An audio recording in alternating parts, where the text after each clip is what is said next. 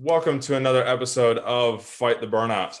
Today we have a very special guest. I got introduced to him through somebody who's going to be another guest later on in a few episodes. But Michael, he became quite passionate recently, I believe, around helping warriors, police, fire, but especially military, to overcome and deal with PTS or PTSD, as a lot of us know it as. And as everybody, as viewers know, I suffered from it and also burnout. That's why the podcast was started. But he did a documentary that came out in March called Wounded Heroes documentary. And I watched it on the weekend with my wife, and I literally shook my head through the whole thing. So before we really dig into talking about it, Michael, why don't you go ahead and introduce yourself and tell us a little bit about you? Sure. Well, I'm from San Diego, California, originally, born and raised, and I love that city. It's such a cool city. Uh, but starting at the age of 14, I got into performing and realized that that's what I wanted to do for a living. And so by the time I was 17, I was working professionally. And then for most of my life, I made a career as an entertainer, starting doing stage work, singer, dancer, actor, starring in Broadway shows all over the country, all over the world, actually. And then eventually, I was hired to start a show here in Los Angeles and was doing shows in the evening. And I had my days free. So I started working as a TV film actor and kind of building that career. And then in 2009, I decided to go behind the camera and I created a production company called Gier Productions. And I literally didn't know anything about behind the camera. I was so used to being in front of the camera. I never thought to watch what the crew does or, learn anything from them. I never expected to be doing it. And so I ended up buying a bunch of equipment, and then I hired a college student and I just said, teach me how to use this stuff, And then I went out and started booking out gigs.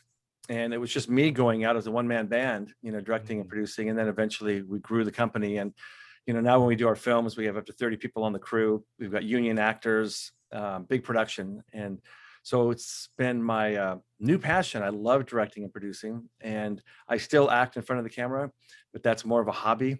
I audition for the different TV shows and movies, and every so often I get a job, so it's fun. But the my real passion is just directing and producing now, and getting to hire great actors, which I love doing. That's awesome. That's awesome. So, Michael, why don't you tell us just a little bit about how this, because for everybody listening on this episode, it's going to be a little bit different to what we normally do, because I do want to talk a lot about this documentary because there's a lot of really good tools in there. It's all about bringing different tools besides just drugs and medication. And as you guys know, I'm a huge advocate for NLP, which actually isn't in the movie, but there's a lot of other really good ones in there that are similar. Uh, but drugs, as is talked about in the movie, and I know we'll talk about it, Michael, drugs just mask it. I know my cousin was on antidepressants for a long time. She's a nurse. She was on antidepressants, and literally she was like, I have to come off of them because I just feel like it's just foggy all the time. Yeah. And so she and I talked a lot about different stuff when I was going through my things. So I just want to reiterate to everybody, it is going to be a little bit different. I will ask Michael about his experience with burnout, but it's also a lot around, looking after our heroes around the world, both first responders and military. So Michael, why don't you tell us a little bit about the background about how the documentary came about as well? Yeah, definitely. So I was going to produce a movie called Wounded Heroes that was more of a theatrical film where we'd hire actors, we wrote a screenplay, and part of the subject of that movie was post-traumatic stress. And I didn't know really anything about post-traumatic stress. So I was interviewing some military generals and veterans just to learn more about the military and post-traumatic stress. And I met a guy in San Diego named Carl, and he was in his late 20s. He was battling post-traumatic stress. And at the time, he was on 16 different prescription medications, down from 18. And that was shocking to me, especially when he said that it didn't really help. It was more of a Band-Aid, just pushing back the symptoms, but not solving the actual problem. So I walked out of that interview, and I decided that I needed to put the screenplay and our other movie on hold. And instead, I wanted to do a documentary and go out and see if we could find treatments and programs that would actually solve the problem of post-traumatic stress and get everybody off the medications. And so it was a 3-year journey. And Wow. I spent the first year just doing research. and hoping to find things. And we did find amazing treatments and programs that do work. Of course, we didn't include everything that's out there. There's a lot of great other treatments, as you're talking about, as you know. Yeah. But we included the ones that we could based on time, and they've been life-changing. A lot of people have been impacted by them and the film itself, because they're realizing they don't have to live a miserable life for the rest of their life. They don't have to be on medications, as you said, that make you all cloudy and can actually many times cause bigger problems. They can actually get their lives back. And so that's what we show and prove in the film. And it's a very positive, uplifting film with just really the message of hope that you can get your life back. Yeah, and it's so true. My wife and I watched it, and we both sat there and went, "Yep, yep," and I went, "Yep, I experienced that, and that." And I'm so grateful that I never went down the or ever got medicated on things. I went to counselors and I had a counselor at the end that really diagnosed that I needed a break, and that I was burned out from all the things, which was in turn creating the PTSD to stay with me and to do lots of things. And I ended up going to, I don't know if you're familiar with Tony Robbins, but I went to one of his events and completely changed everything. All those symptoms and all those things that I was having going through my brain, was able to rewire them, and it started the process. So real quick, I want to know, Michael, have you experienced like burnout yourself? Would you say? No, I don't think I've experienced burnout, but of course, I think the only thing that I've experienced that gets close to that is, of course, life is life. Not everything is perfect. And, if you're working hard at something and you're wanting to see something happen and it doesn't, there are times where, and usually for me, it only lasts a day, where I'm like, I'm just done. And it's like, I'm frustrated. I can't get something moving forward that I want to have moving forward. And, so I've learned, as I become older, I've learned to just let me feel that way. Take a day off. Since I have my own company, I can dictate my schedule. So I literally will just stay away from my office and go do whatever I want to do that day, and just let myself be in a bad mood, be burned out, be irritated. And then for whatever reason, the next day I'm ready to conquer the world again. And so then I go back at it. But so that happens every so often, rarely, but that's the closest thing I would say I've experienced to burnout. Yeah, no, that's good. It's cool to hear. It's one of those things I actually tell people. I was like, if you want to be in a shit mood, be in it, but make sure you have an expiration for that, where you go, okay, I'm going to let myself be in a shit mood today or for an hour or whatever, but tomorrow it's new. I'm going to change it. So you have, results focused kind of thing. So what did you learn around, I know there's a lot of different things, with the movie, you can only have it for the documentary can only be so long, and that, what are the key things that you learned, like personally wise, from this? Because I know viewers and listeners aren't all necessarily, military, and have that first responder kind of background or type of thing. But we're also realizing, and you probably saw it over the last 3 years of making the movie, that things have evolved quite quickly in the last few years. I've seen, at least. What have you learned for yourself personally as, like, I call it a civilian because being ex-cop, but as a civilian, or as, the director of this movie, what have you found the key things for yourself from it? Well, you kind of just alluded to it. One thing I didn't realize when I started this project was that post-traumatic stress can happen to anybody. I thought it was a military thing when I started this. And then doing the research and things, found out that first responders not only have post-traumatic stress, but they also have very high suicide rates. And that any of us, any human being out there, can get post-traumatic stress because it's a normal reaction to a traumatic event. So that's why we've taken the D off. It's not a disorder. It's normal. If you experience something traumatic, whether it's a car accident, whether it's being molested or being robbed at gunpoint, or whatever the trauma is in a person's life, they can get post-traumatic stress. It's the body and the mind's way of reacting to the trauma. But the other thing I learned is that, and this is the good news, is that there are things that can give people their lives back. And I talked in the film, is filled with veterans and first responders talking about, one, how they thought they'd have to live a miserable life for the rest of their lives. They were hopeless. They were suicidal. Some of them tried to take their lives by suicide. But now They have their lives back, and they say things like, I've never been happier in my entire life. Life is worth living again. Yeah. One of my favorites is a guy who said, I feel like a soldier again. Yep. I heard of that. And those are just powerful statements for people who are hopeless. Yeah. And they're living a fulfilling life. They keep their jobs, they keep their relationships, they can sleep through the night. All the things many people battling post-traumatic stress today can't do, but they can, because there are options available.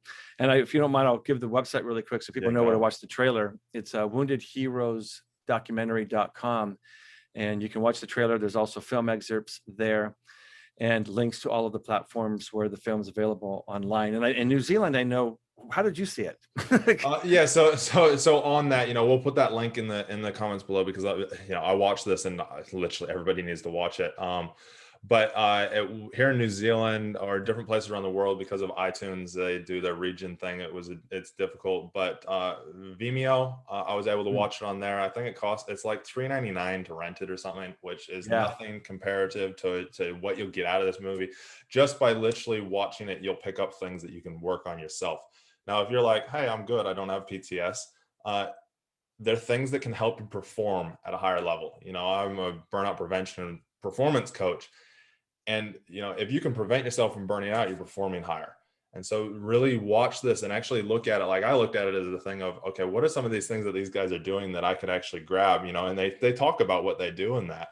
But if you are in a state where you want to learn more of that, reach out to these guys and, or even reach out to Michael and he'll put you in touch with people. But so Vimeo is where I watched it. And then I streamed it to I plugged my computer into my TV.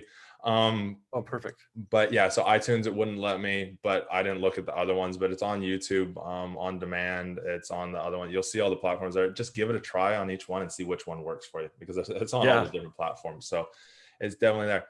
So Michael, with this documentary, I know there's a whole slew of different ones, and I know different people need to try their own different, things, because not everything will work for everyone. Some people relate to things better. Which was your favorite out of all the different ones that you found? Well, gosh, that's a tough question, because it really depends upon where the person's at as to what I would personally suggest for them. There are some people, and I met a guy, he was just a mess. I met him, he was there in Chicago to get a stellate ganglion block shot in his neck, SGB.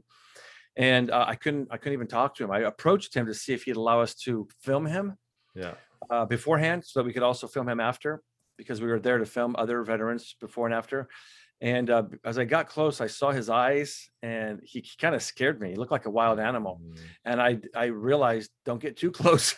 He may attack me. And his wife, literally stopped me and just said, he's not in a place to talk. And so he was in such a bad place that for someone like him, my first recommendation would be doing what he was doing, stellate ganglion block, because that's going to completely reboot things. And, he's in a fight or flight. He's so ramped up with fight or flight all the time. He can't relax, and he can't really benefit from any other modality that's out there.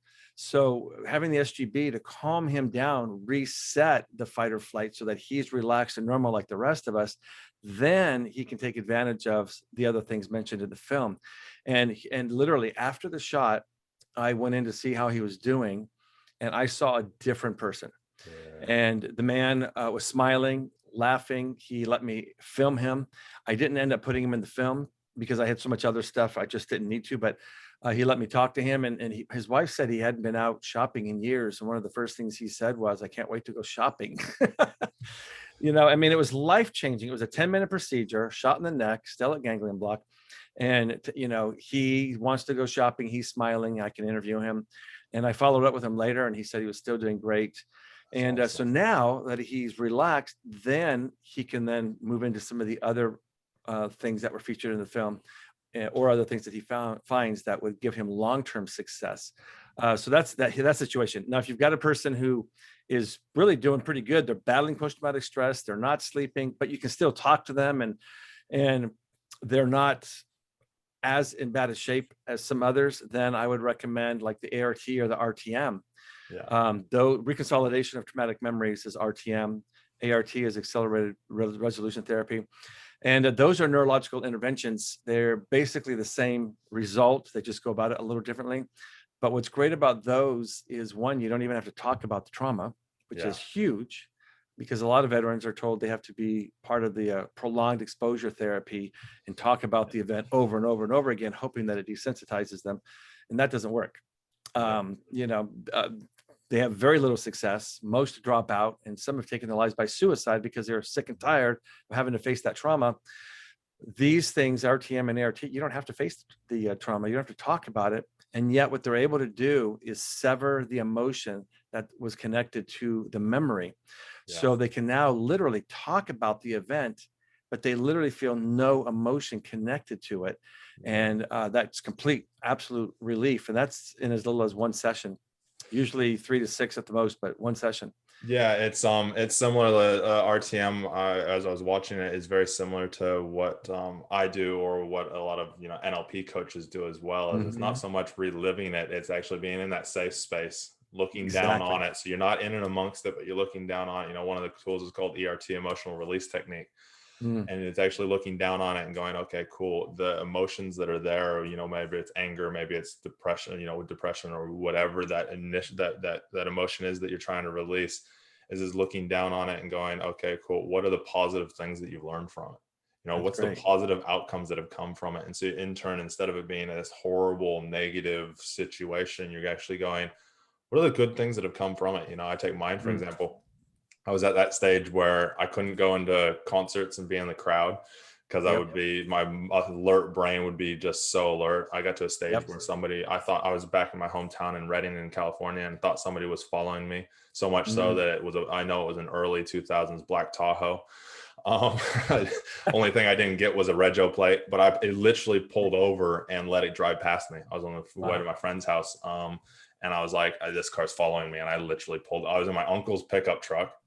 So why they would know I was driving his pickup. And so my brain would just, like you said, that rabid dog almost look. And, at stages I'd say I probably had a bit of that, but it's so awesome to see these different things.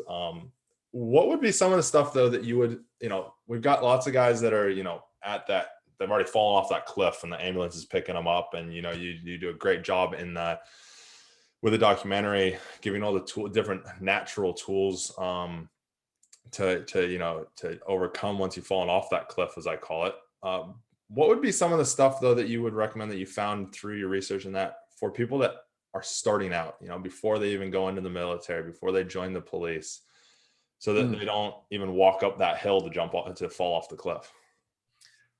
So before somebody has post-traumatic stress? Yeah. So before, like, to help prevent them, obviously we got warriors going overseas. They're going to deployments. We got cops that are constantly in it every single day, fire, ambulance, all that. Is there anything that you found during your research that can help them if they start doing it before they get in, or even now before they feel like they had PTS or anything, that they can start implementing into their life daily to actually, prevent those things from overcoming them? Right. No, I don't have any research on that.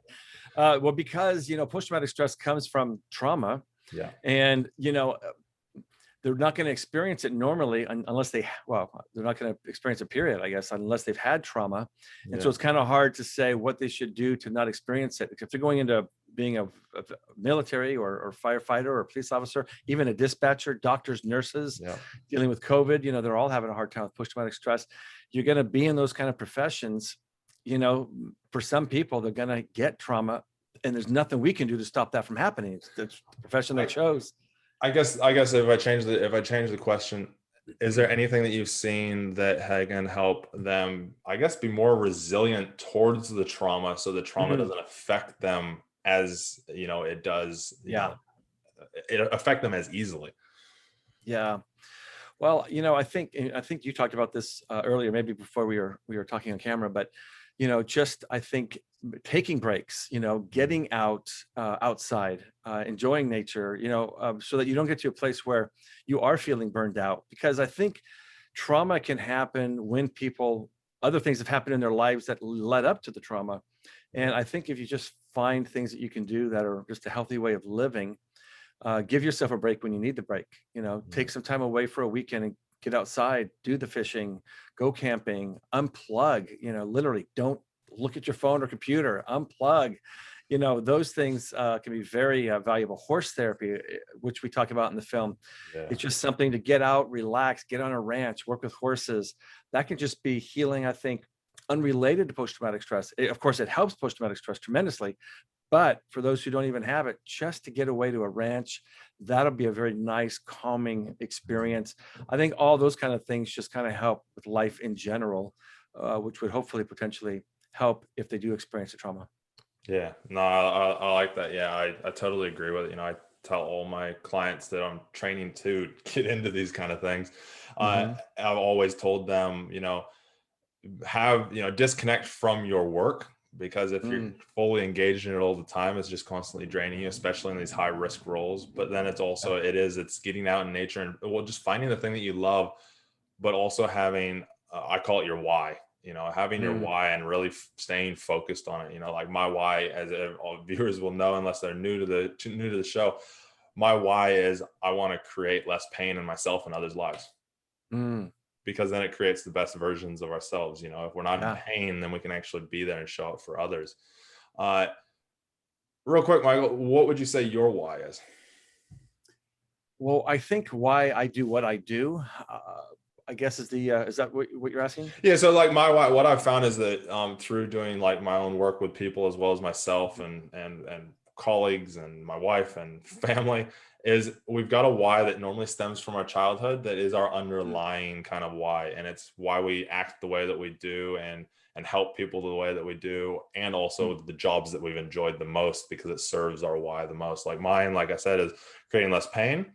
yeah. If I look at, I hated people being bullied because they were in pain. So I'd always do Mm, everything I could to help stop it, hmm. without hurting the bully. Even I didn't want to create pain to the bully. And then I saw a train crash. I saw a train crash in 2008. I don't know if you were if you were in LA at the time. There's a freight train and passenger train that collided in LA in Yep. 2008. 22 people died. Uh, Yeah. and I was there then visiting. It was on my way to my uncle's house, actually. Uh, and I saw the firefighters, the police, and all that. And at the time, police was in my brain, but it was the cops are down there, and they're the ones that it looks like are doing the most pulling people out and creating that less Mm, pain. And oh my God, that's that. I didn't yeah. realize all this back then. I do now, looking back on my past. But it is all, it's created everything. And, even now, coaching people, doing the podcast is all because it's all Hmm. about creating less pain. So everything I've done is that. Have you thought about that in the past? I find it helps prevent getting to that stage of PTS or Mm, depression or any of that, because you always have this greater thing of, I'm creating less pain in myself, so I'm going to take a break, or I'm mm, creating less pain in somebody else, so I'm going to actually listen to them, fully engage with them, kind hmm. of thing. Yeah. Well, I mean, I think th if this answers the question, I will say that what I love living for is producing things that make a difference in the lives of others. Mm, So literally everything I produced, every film, you can see I've got some of the movie posters behind me, some of the films I produce. Every single one of them has a message of some sort mm, that is a positive message. I think it's great to produce things that are just entertaining, whether it's comedic or dramatic or whatever it is. We all like to be entertained, but I like to, with every project I produce, take it one step further. I want to entertain, but I also want to change lives. And so everything has a message that will make a difference. That's what gets me excited about waking up in the morning, that I can produce things, because, film is powerful. yeah. It's very impactful in people's lives. And so I get excited about being able to hire great actors, pull together a great crew, and for me, all for one common goal of producing something that's going to be beneficial to someone's life. I think that's my real why, and why I get excited about getting up. That's awesome. Yeah, and you can see it in Wounded Heroes as well. Even when you're talking and that, you can really see there's that passion for it. Hmm. Um, So what would be your number one piece of advice for frontline, first responders, military, that out there, from your experience of what you've researched, and that, what would be your number one piece of advice for them? Yeah, I think just what we talked about earlier, just taking time for themselves, because they're exposed to so much, as you know firsthand. But Mhm. there are things I didn't realize that they're exposed to. Talking to a dispatcher, they have to listen to somebody as they're being murdered, begging for help. They're on the phone talking to them, and they're screaming and dying and pleading for help. And that's very traumatic. The Mhm. mother who's trying to save her baby she found in the pool, the dispatcher who's trying to help, and the baby can't be saved. I didn't even think about dispatchers having post-traumatic stress, and then realizing they are first responders dealing with very traumatic things over the phone. Firefighters, I've become friends with a guy who saw my film Wounded Heroes. He's in Canada, and reached out to me, and then we've become very good friends since. But he's the assistant fire chief, and he tells me the things he sees. He's shown up at fires, and just as he got there, he'll see a woman on the fourth floor burned to death, Mhm. and you hear the screams, and you see her, on fire. And he says, I have to, put on my big boy pants and do my job, save more lives, and put out that fire. But when I get back to the fire station, I fall apart. Mhm. It's traumatic to watch somebody, die like that in front of you. And our police officers, our veterans, and it's like there is so much that they experience. I just think they need to take time for themselves. And as we said earlier, just get away, Mhm. find those things that are not as stressful, that are relaxing, whether it is fishing or badminton or tennis or going out to the mountains or getting a motorcycle and cruising, or music is another Yep. great thing that can calm people down. And just take time for yourself, and get away when you can. Yeah, no, I love that. I love that. Now, Michael, I know you said, the website for the movie is woundedheroesdocumentary.com, correct? Yeah. Um, so we'll have that link down below. How else can people get in touch with you if they want to get in touch with you and maybe, touch base on maybe, finding other things or just even just reaching out to you? Yeah, well, there's actually a contact form in my email on the website as well, just on the Perfect. contact page. And that's a great way, because thankfully a lot of people are watching the film all over the world. And so they are contacting me right there through the website. I get all the emails, and I love getting them because, as I said, this was a passion project. I produced it to save lives, change lives. And so it's been great to actually hear from people all over the world saying the film has been impactful on them. So that would be the best place to reach out to me. Yeah, no, it definitely is, and I highly, highly recommend to everybody listening, go have a watch of it. If you've got to rent it on Vimeo for $3.99 or on iTunes, it's well worth it, and it's it's a good one. Get all your buddies around and have a watch, and you'll just, if anything, you'll just realize you're not alone. Especially if you're Oh, good point. feeling like you're burned out or feeling like the world's out to get you. I can tell you this right now: one, it's not out to get you, but I know hearing that you're like, yes, it is, if you're at that stage. But just just go have a watch. I challenge everybody to have a watch and share it to one person. I'm Mm. going to share it to all my buddies. I'm going to put it on all my social media. You'll see it. And yeah, it definitely touches heart. Even though it's directed towards military, it is applies to everybody. Not Mhm. just first responders, but literally everybody. Last question I have for you, Michael, before we kind of wrap it up, is what is your top tip to self happiness that you've learned over the years? Top tip. Well, gosh, people know themselves better than anybody. Um, I think to happiness, I've always been a person who sees things as the cup is half full. Yeah. It's not half empty. There are people who see things that the cup is half empty. And I just think that as a human being, it's important for people to, if they need to, change their attitude, become better people. One, um, I mean, I went through a divorce, and I went through a divorce because I screwed up big time in the first marriage. Mhm.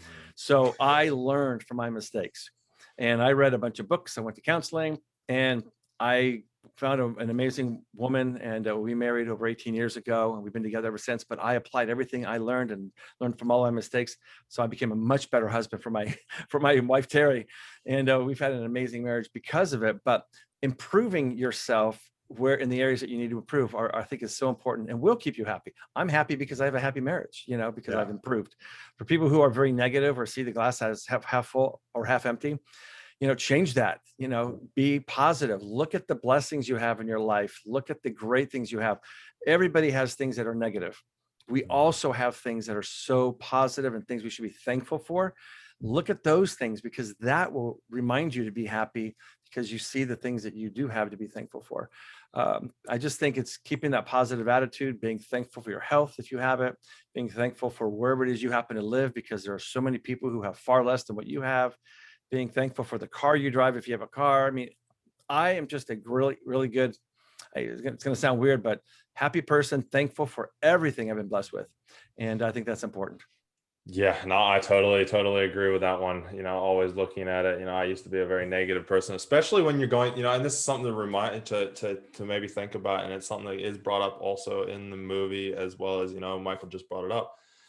If you feel like you're that negative person all the time, have a look within. Have a look Mhm. at why you're negative all the time and what's been going on in your life. And, is it the fact that you're actually unhappy? And if you are, what's causing it? What's the cause? Because Mm. we don't have to be unhappy. We can be happy all the time. It's not a fallacy. It's not a pipe dream. It's actually, you can be happy 99% of the time. Yes, you need that unhappiness to counter so you can actually see the happiness, but Mm. you don't have to be unhappy more often than not. Well, Michael, is there anything else that you'd like to add for viewers and listeners, personally wise, about the movie, anything? Well, I would just say about the movie, it would be great if people watch it, but also it's important to share it, because I produced the film, as I said, to make a difference in people's lives. But that's only going to happen if the film gets in front of the people that need to see it. And so the more people can share it, the better. We also have something we just recently launched called Sponsor a Hero. Yeah. And that gives people the opportunity to purchase screenings for as little as $4. And then we give those screenings away at no cost to our heroes. And it's our way of saying, it can be our way of saying thank you for your service. And so I really wanted to give this movie away originally, and but we couldn't raise the money needed for the film. It was a $250,000 budget, and we only raised about $12,000, so we were Wow. way short. So unfortunately, we couldn't give it away. So my wife and I decided to go ahead and fund the film ourselves, because we knew it would be important to benefiting people. So we funded it. So we have to charge, rent it, and people can purchase it so we can get reimbursed at some point. We hope, but if not, the film's changing lives. But the bottom line is, this is a way for us to help uh, give it away again for free. They can Yeah. sponsor heroes, and we can give it away for free, and we can get reimbursed for our expenses in the film. No, I love that. I love that. Yeah. So go sponsor somebody. I'm going to go, after we're done here, I'm going to go sponsor a couple people for it as well, just because it is. And I'm also going to, I'll probably end up renting it again and having a couple buddies of mine that are still in law enforcement here watch it. That'd be great. We'll get them around. But thanks, Michael, for your time. As as we always say on here, our motto is train hard, train hard, test easy, because we're all going to be tested eventually. This movie, this documentary shows that, we do get tested, and a lot of people get tested extremely hard, especially in frontline. So always find tools in that you can use to help you, so you have all those tools in your tool belt as such. And if you are interested in watching this, have a look at the link in the bio. Go have a look at it, watch it, share it around, get it out there, because our frontline officers and military and that, they're out there protecting us so that we can live a nice and easy and peaceful life. You might not always agree with everything that's put out there in the media and that, but I can tell you this, that at a heart, they all care, and they all are there protecting you, putting their lives on the line. So let's do one for them, and let's look after them. And till next time, remember, you can always reach out to us at fighttheburnoutpodcast@gmail.com. Until next time, we love you all, and keep taking care of yourself and keep training hard.